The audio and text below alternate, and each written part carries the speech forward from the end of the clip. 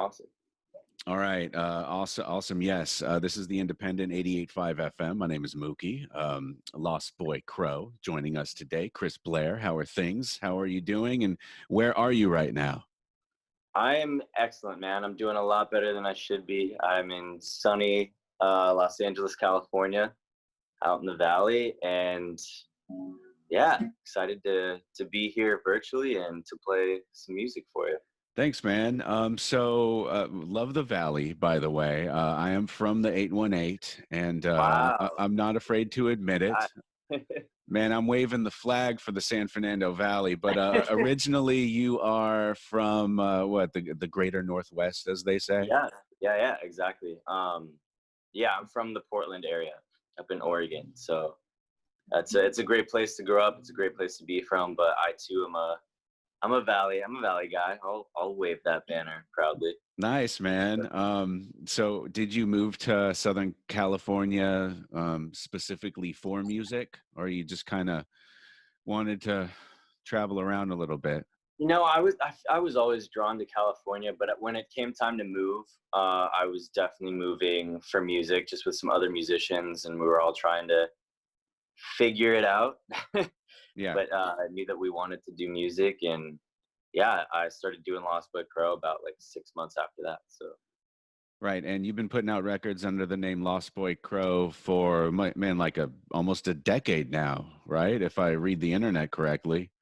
I mean, it feels like a couple decades. It's the first song I ever released was in December of 2014, so about Okay. a little over 5 years. Yeah, or right? Yeah, I think. I don't know. I don't Right. know what year it is. The year is 2020. I don't know what Oh, day it is, frankly. yeah. Yeah, Okay. it's gnarly right now, man. So there are some records that people could get a hold of if they want to do the deep dive into the music. Records like Cypher Me and Absolutely. the Traveler EPs and the Yeah. record Santa Fe. I wanted to ask you about the Traveler EPs. It was 3 installments. Would hmm you consider it a story in 3 installments, like almost kind of like a concept record put together? Yeah, it's really like I just really was itching to make an album, but the way that my workflow at the time was set up was kind of working with several different producers and kind of have these collections of songs over like a year and a half. So it wasn't like this concise process, but I wanted to make it seem like it was more concise and cohesive. So um, there were some strands and threads that I tried to connect like through the three EPs to make it like one cohesive project. But I would say each EP is like a concept EP, and then they kind of just form together to make this series. But yeah, Right. I think of it as an album. Yeah. Right. God, you see, I mean, you put out 3 different EPs, but we see it so often these days, especially, is bands are just kind of putting out singles now in piecemeal, if you will, just on the Mhm. internet, and it's like a single here, a single there, and it's almost like in this day and age, a full length record is I don't want to say few and far between, but it's just a different world as far as distribution, these days. Yeah, it's really changed everything, man, and including what I was doing. I think that's why the Travelers series kind of made sense to do that, because that was kind of right in the heyday of like Spotify being at the epicenter of music releases, and it just made sense to do like these little installments. But in my mind, and which I think is this is kind of how I've made peace with it, is like as long as there's a project, I'm okay releasing songs like one at a time for a while, as long as like people can see when it's all out that there was like some thought put in, and that there was like threads tying it all together. Because I mean, that's just what I've always loved as a music listener, and that's what I've wanted to do more and more as an artist. So I've kind of made peace with like, okay, it makes sense to put out singles. I think, I don't know. It seems like it makes more sense. But as long as there's that story there, I think that's fine. And as long as every artist can choose to make it as much of a thing as they want, Hmm. as far as tying things together. But yeah, even Santa Fe, we did like I feel like we did like 8 or 9 singles off the album, like pretty like most every song, but like there it was, like the concept and the art was there all from the beginning. And so I think and I hope that's what people kind of remembered, opposed to just like a bunch of random songs that came out under the name Santa Fe. But Sure. You know, I've listened to some of your stuff, and a lot of people have written that your music is influenced or rooted in a way by R&B, really. And I see it come out with certain recordings that you put out over the years. In your formative years, was that a genre that you were kind of leaning into, or are you more of a well-rounded individual where you're sort of listening to everything, I mean, I or sort of do listen. you gravitate towards a certain genre? Um, you know, I think I love and appreciate everything. I hate to sound so um this sounds like some sort of pageant answer, but like I like anything that's done.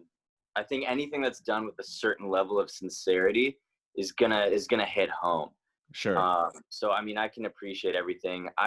The R&B thing's funny. I mean, it makes sense. I think for a while I was really heavily influenced by, like some of Justin Timberlake's like early stuff, and like then as time went on, like Frank Ocean's early stuff was like really like hit home to me, and I think I pulled from that like vocally. Um, Mhm. so yeah, I think vocally I've had some influence like with R&B, but not terribly like as far as like the music and the songwriting goes. So it makes sense to me why people would say that, but it always kind of like makes me scratch my head a little bit when that's like the first thing I see like in blogs and stuff, because it's not really like that's cool. It's not really what I listen to a lot or like what I'm going for, but I mean that's Yeah. and not that it even matters. It's what's cool about music. I mean, it's not like black and white like that. You Yeah. kind of It pull from just all these different things, but yeah. so it just happens organically. That's just what happens, right? Yeah, yeah, Yeah. yeah. So I mean, that's just what happens, and that's why like it's so cool to be able to release music. It should be, and it is for me. It's just like this amalgam of everything I've ever appreciated about Yeah. life and music and art. So it's gonna be a lot of things. If I had to pick a genre, though, whatever genre Weezer is, I would say that's my go-to. I have Like no Tokyo idea. Blues Club, Weezer, the Zolas, any of that stuff. Right. If you're like me, you go through phases, and I'll get on a big kick where, maybe a certain era inspires me, or a certain genre, and I'll just go down the rabbit hole, and I'll read the books, and I'll do the internet searches, and I'll listen to all the records. For a while, I was really wanted to know more about, the CBGB scene in the late 70s in New York, and the early punk rockers and stuff like that. So for me, it's just, it changes from, you know, depending on when you catch me, you know what I mean? Yeah, totally, absolutely. Yeah. Everything comes and goes in waves for me as well. But yeah, Yeah. The artwork behind you, what is that from? that's actually from the Santa Fe album. I drew the single art for each of those singles on the album, um, just because I kind of grew up drawing and I missed it, and I just started messing around and ended up using them. And when we had the album release in LA last year, my manager at the time just made like bigger prints of them, and we had them all hung up around the studio. So I gave a few of them away to people that worked on the album, and the rest are hung up behind me. Dude, So I don't that's know if very that's weird, cool. but That's very cool. thank you. In the visual arts as well, not just making music, but you're doing it visually, which is cool. I do have a few more questions, and then you do Yeah, have that guitar. We have not done a performance yet as far as this format, so that's cool that we're going to get a song out of you pretty soon. yeah, yeah. Well, first of all, what are you doing during quarantine? Are you seeing anybody? Do you have food in the fridge? Are you reading books? Are you writing music? I got food in the fridge. I am trying to read like 4 different books right now, which is a horrible plan of attack. but chipping away. There's lots of good books to read. I'm doing some audiobooks too, which always helps. Yeah, reading books. There's food in the fridge. I'm very grateful. I'm releasing music like crazy. So I'm feeling pretty grateful, and I feel like I still have a routine. Seeing a couple people. Um, Nothing crazy, man. Getting outside when I can, and working out at home, and drinking tons of water. Good. Good. Sounds like you haven't gone too crazy quite No, yet. I feel. I mean, yeah, it's the anxieties are gonna be there for everybody. It's just such a weird time right now, but I feel really grateful. I think I feel like I'm doing a lot better than um, most people, and I feel really grateful to still have, a couple people I can see, and a routine, and a roof, and all that. Yeah, it's good. Hopefully we'll all look back at this time and think what a blessing in disguise it was to kind of just, embrace a slower pace of living, perhaps. Absolutely, it's like the ultimate exercise. Not to diminish from like all the craziness that's happening, and the very realness of like death and sickness that have affected everyone, but like it is a really kind of perfect exercise in just being present every day. So it's been challenging, but good to focus on that. Yeah. So when it's all said and done, we'd love to have, I didn't know you were a local guy. We'd love to have you in studio. Our main studios are on the campus of Cal State Northridge. So Oh, nice. probably, Yeah, that's yeah, close. Yeah, just a stone's throw from you probably. truly. Yeah, definitely. And we could accommodate a full band if you want to do that down the road. What's your relationship like with the band Floor? Because we're playing a new song called Dancing Around. One of my And favorites. yeah, Yeah, and when I was kind of doing a little bit of Lostboycrow research, I saw that there is some sort of affiliation there. absolutely. So the drummer Kyle and I grew up together in Oregon, which all those guys are from Oregon, but Kyle and I grew up together in a different part. And yeah, I mean, I've known him since he was in like third grade, so we go way back. I've known him since before he played drums.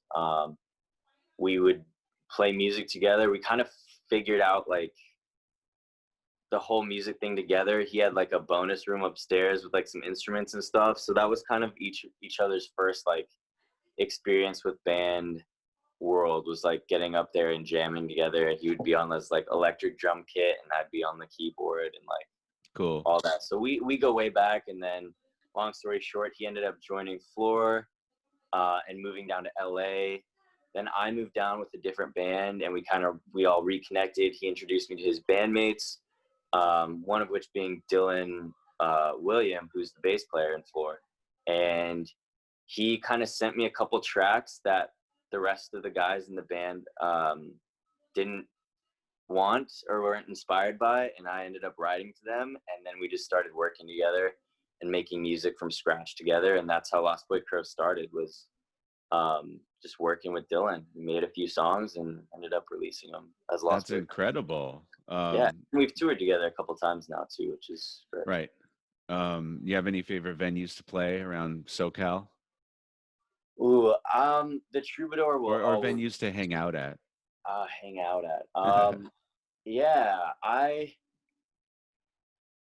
really like the Moroccan Lounge downtown. It's kind of newer, and it's small, but I think for like pound for pound, it's like as good as you could find, as far as like the sound, and the like house lights even are just incredible. And it's kind of a little bit detached from the bar area, so it's always cool when you're playing small clubs for there to be maybe some separation between like the bar and the stage if it's done right. So it's like the show part is like actually the show, and people that want to be there for the music can like Right. really be there. So the Moroccan's cool. The Troubadour feels like so surreal every time we've played it. I think at least like 3 or 4 times, and it's surreal every time. I love going to shows there. I love playing there.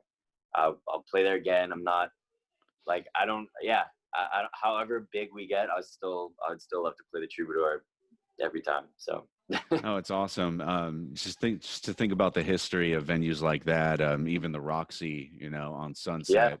Yeah. I miss going to Hotel Cafe. I used to go on any given night just to hang, not knowing who would be performing there, just because I knew it would be a good hang. Um, I miss those days, the before times, my friend. The before times, yeah. Yeah, Yeah, Hotel Cafe they still have some cool stuff going on. Like, you never really know what you're gonna get there. It feels like they do a lot of like open mic kind of stuff almost, but then like John Mayer could randomly be there one day. yeah, It's like yeah. crazy. It's Um, just iconic. It's just, yeah.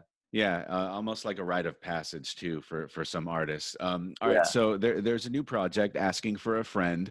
I Yeah. noticed on SoundCloud there was a a new song, Dreamboat, which just popped up literally like 6 or 7 hours ago. I don't know Yeah, when it's just this is out going to today. air, but as we're speaking now, it was just a few hours ago.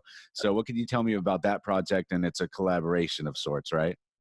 Yeah, it's a duo that I have with my buddy Dyson, Dysn, who's got his own artist project, and we met when we were touring together in our respective projects. Like maybe 3 years ago, we did this tour called Spin the Globe with our buddies in this band Prelo, and we just got really close, and it went super well. So we decided to do the same tour again with different markets, like a few months later, and it just became this like I mean, I truly like we were really lucky. Like I've never really experienced anything like that. We were just able to like kind of keep this party rolling for like Mm.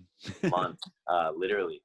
And it was so cool. And by the second tour, Dyson and I had started like rooming together when we would stop at hotels and stuff. And one night we were just kind of messing around and uh, wrote a song and then kept writing songs and that was I mean we've been writing together for like a couple years and finally this last summer we decided to make Asking for a Friend like an actual project and something to pursue, and so it's been cool. We each have again our respective projects, so it's been cool to just kind of put it out, no pressure, and just have people organically care about it and share it and connect with the songs. And there's some of my favorite songs I've ever been a part of, certainly. And the couple small shows that we have played, one of which was at Hotel Cafe, have been awesome. They're some of my favorite songs to sing as well. So it's really very different than anything Lostboycrow or Dyson, which I think is a lot of fun for us to kind of give each other that permission to do uh, just something Mm. totally different and fun for us. So Again, that's called Asking for a Friend. yeah, And there's some music out there that people could get their hands on. Lostboycrow.la is the website. People could get some yes. music, buy the merch, and all of that good stuff. So, can we get a song? I would love to play a song. Yeah, Dude, can I play a new song? fantastic. Yeah, what'd you want to play? I was gonna play a song called Valley Heart, which will be the title track of the next Lost Boy Crow project coming out this summer. Oh man, fantastic. And that should be, is that what, June or Yeah, July? yeah.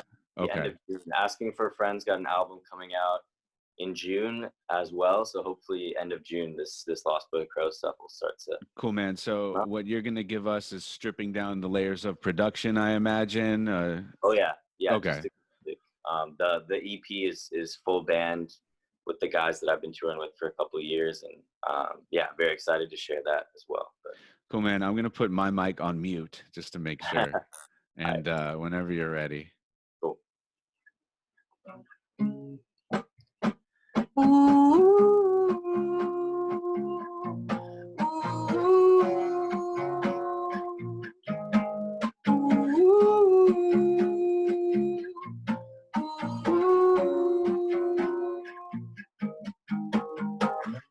I was just thinking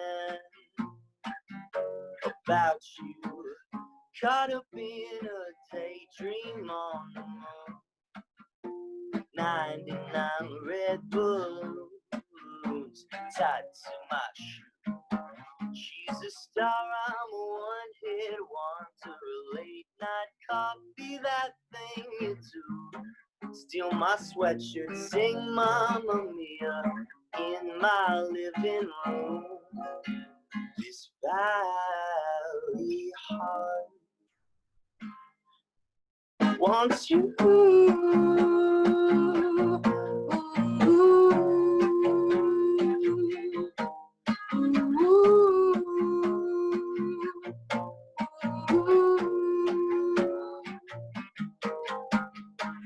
Settle down, little town in a Baltic state, somewhere along the way. Yeah, what do you say? Oh, let's get messed up in Arizona. I heard Sweden's perfect in June. Time stops cold and mountains they fold whenever she may choose. This valley heart is proof.